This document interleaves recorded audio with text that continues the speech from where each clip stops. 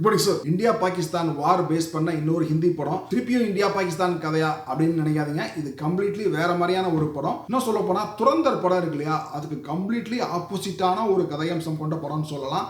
இக்கீஸ் Amazon பிரைம்ல இந்த படம் அவைலபிளா இருக்கு. இதோட ஒன்லைன் கதை, தர்மேந்திரா ஒரு இந்தியன், அவர் இப்ப பாகிஸ்தான் போறாரு. ஏன் பாகிஸ்தான் போறாருன்னா, இந்தியா பாகிஸ்தான் பார்ட்டிஷனுக்கு முன்னாடி நம்ம தர்மேந்திரா வாழ்ந்த வீடு வந்து இப்ப பாகிஸ்தான்ல இருக்கு. அந்த ஊருக்கு போறாரு, நிறைய மக்களை சந்திக்கணும்னு போறாரு. ஆனா தர்மேந்திராவோட பையன் வந்து போர்ல இறந்திருப்பாப்ல. பாகிஸ்தான் போனதுக்கு அப்புறம் தான் தன் பையன் எந்த இடத்துல இறந்து போனா, எப்படி இறந்து போனா அப்படிங்கிறதுலாம் அவருக்கு தெரிய வருது. அதுக்கு மேல நான் கதைக்குள்ள போகல. இது ஒரு பேட்ரியாட்டிக் படம் தான். ஆனா எதையும் ரொம்ப குளோரிஃபை பண்ணாம, ரொம்ப ஒரு ஹேட்ரட் ஸ்ப்ரெட் பண்ணாத ஒரு படம். யாரா இருந்தாலும் மனுஷங்க தானப்பா, எந்த பக்கம் போனாலும் உயிர் உயிர் தானப்பா அப்படின்னு சொல்ற ஒரு படம்.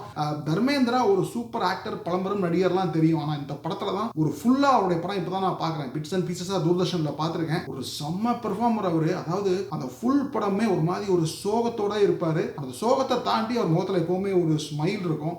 அதை கம்பைன் பண்ணி ஒரு பெர்ஃபார்மன்ஸ் இருக்குல்ல, பிரமாதமா பண்ணியிருந்தாரு. அதுவும் அவர் இப்ப இறந்துட்டாரு, இதான் அவரோட கடைசி படம் அப்படின்னு தெரிஞ்சு இந்த படத்தை பார்க்கும்போது இன்னும் அது கனெக்டடா இருந்துச்சு. ஜெய்தீப் வந்து ஒரு பாகிஸ்தான்காரரா வருவாரு. அவருக்கு படம் ஃபுல்லா ஒரு கில்ட்டோடயே டிராவல் பண்ணுவாரு. அந்த ரோல் ஜெய்தீப் கேட்கவே வேண்டாம், ஒரு செம்ம பெர்ஃபார்மர் அவரு. படத்தோட ஹீரோ அப்படின்னா அந்த அகஸ்டியான், அவருடைய பயோபிக் தான் இந்த கதையே. ஒரு மாதிரி யங் சோல்ஜர், ஒரு மாதிரி சாமிங்கா இருப்பாப்ல, பயங்கர பேட்ரியாட்டிக்கா இருப்பாப்ல. அவருடைய பெர்ஃபார்மன்ஸுமே சூப்பரா இருந்துச்சு. இது தாண்டி படத்துல ஒன்னு ரெண்டு காட்சிகள்லாம் பயங்கர பொயட்டிக்கா டீல் பண்ணிருப்பாங்க. ஒரு சீன்ல வந்து தர்மேந்திராக்கு உண்மை தெரிய வரும் இல்லையா, பையன் எப்படி இறந்து போனா அப்படிங்கிறதெல்லாம். அந்த சீன்ல தர்மேந்திராவோட ரியாக்ஷன் வந்து பிரகாசமான ஒரு காட்சி அது. அதே மாதிரி தர்மேந்திரா பாகிஸ்தான்ல இருக்கும்போது ஒரு வீட்டுல இருப்பாரு, எல்லாரும் நல்லா பேசிட்டு இருப்பாங்க. ஒரே ஒருத்தன் மட்டும் வந்துட்டு, நீ இந்தியால இருந்து வந்திருக்கியா, உன்னை யாரு உள்ள விட்டது அப்படின்னு பயங்கரமா ரியாக்ட் பண்ணுவாப்ல. அந்த சீன்ல தர்மேந்திராவோட ரெஸ்பான்ஸ், ரியாக்ஷன், எப்படி அவனை ஹேண்டில் பண்றாரு அந்த சிச்சுவேஷனை, அந்த சீனுமே சூப்பரா இருந்துச்சு. இந்த மாதிரி படத்துல நிறைய காட்சிகள் சொல்லலாம். அந்த அதர் சைட் படம் பயங்கர ஸ்லோவா தான் போகும், கொஞ்சம் பொறுமையா தான் பார்க்கணும். அதே மாதிரி ஒரு ரொமான்டிக் போர்ஷன் ஒன்று அங்கங்க வந்துட்டு போகும். எனக்கு அது அவ்வளவு சுவாரஸ்யமா அது பெருசா ஒர்க் அவுட் ஆகல.